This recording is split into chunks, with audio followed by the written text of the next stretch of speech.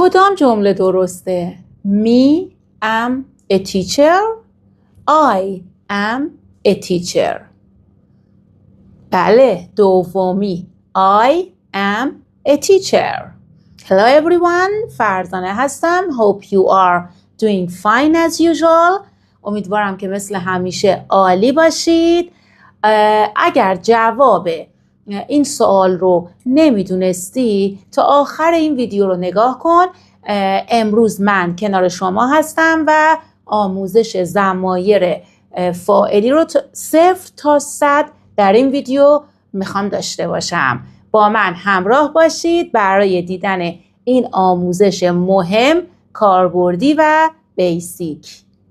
توی این ویدیو آموزش ضمایر فاعلی رو داریم و من بهتون آموزش میدم که ضمایر فاعلی رو چجوری از بقیه ضمایر تشخیص بدید و اینکه محل قرار گرفتن ضمایر فاعلی کجای جمله هستش، با چه افعالی میاد و یه جورایی یه سری نکات طلایی که اگر تا آخر ویدیو ببینین اون نکته ها رو هم آموزش میبینید.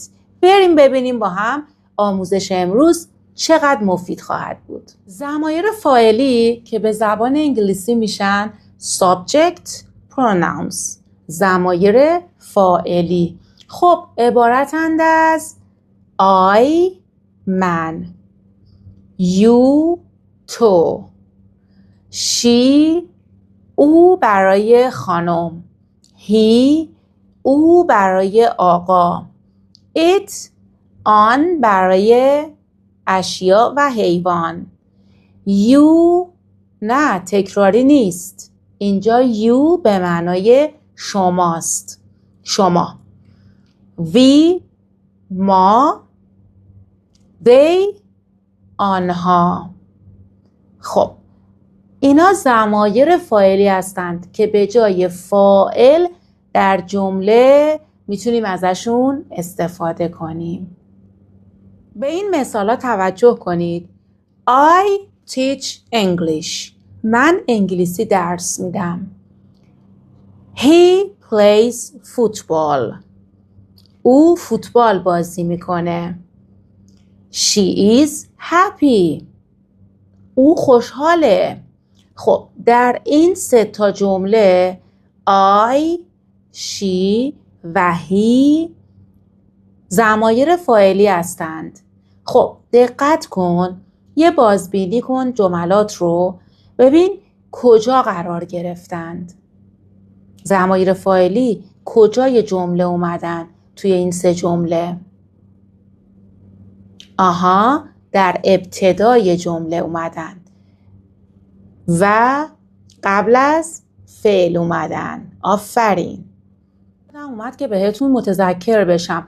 اگر 2 تا جمله داشتیم در مورد مینا، توی اولین جملهمون ما شی رو استفاده میکنیم یا دومین جمله؟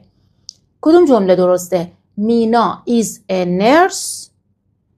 She is 12. مینا پرستاره، اون 12 ساله است.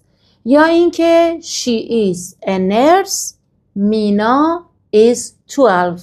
خب پس جمله دوم اشتباهه. زمانی که ما یک نفر رو اول معرفی میکنیم، در جمله دوم میتونیم به جای اون اسم طرف از ضمیر فاعلیش استفاده کنیم. اگه خانم باشه شی میذاریم، اگر آقا باشه هی میذاریم. مینا is a nurse. She is 12. به این مثالا توجه کن. I teach English. من انگلیسی درس میدم. I ضمیر فاعلی هستش. She is happy. او خوشحاله. She ضمیر فاعلی هستش. دیگه میدونید چون قبلا بهتون گفتم. They play football. آنها فوتبال بازی میکنند. They ضمیر فاعلی هستش. You are doctors. شما دکتر هستید. You ضمیر فاعلی هستش. مینا is a nurse. مینا یک پرستار است. مینا ضمیر فاعلی هستش. درسته؟ مینا ضمیر فاعلیه؟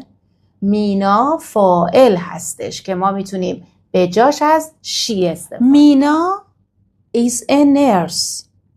مینا ضمیر فاعلی هستش؟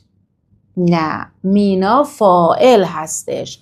ما میتونیم در جمله‌مون فاعل استفاده کنیم یا ضمیر فاعلی استفاده کنیم. مینا is a nurse. میتونیم به جای مینا از she استفاده کنیم. اگر داشتیم she is a nurse، she ضمیر فاعلی بود، ولی اینجا مینا فاعل هستش. نقشاشون یکی هستن، در ابتدای جمله میان ولی کلن با هم دیگه فرق میکنن. ما ضمیر فاعلی رو گاهی اوقات میاریم که از تکرار مکررات فاعل جلوگیری کنیم. پس همونجوری که در مثالهای قبلی بهتون گفتم، محل قرار گرفتن ضمایر فاعلی در ابتدای جمله و قبل از فعل هستش. She teaches English. Teaches فعل اصلی هستش. او انگلیسی آموزش میده. She میشه ضمیر فاعلی که قبل از فعل و در ابتدای جمله قرار گرفته. ولی ما میتونیم این ضمایر فاعلی رو قبل از افعال to be, am, is, are هم استفاده کنیم. I am happy. من خوشحال هستم. I قبل از am اومده.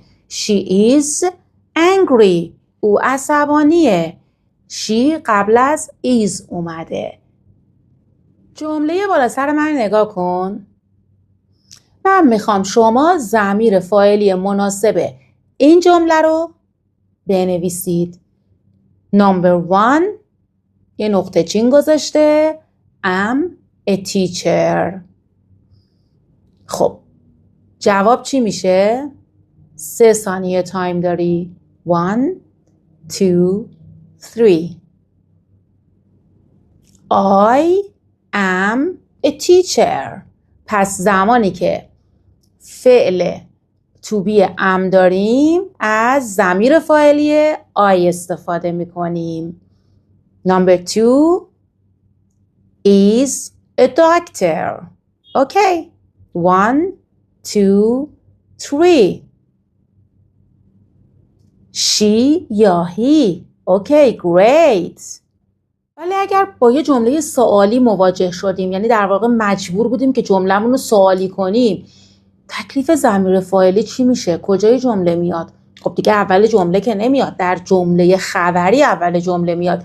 در جمله سوالی در بعضی از جمله ها جاش با فاعل عوض میشه. You are a teacher. Are you a teacher؟ میره در مکان دوم قرار میگیره. She is a nurse. Is she a nurse؟ They are teachers. Are they teachers؟ اینجوری قرار میگیرند. خب نظرتون چی بود در مورد این ویدیو؟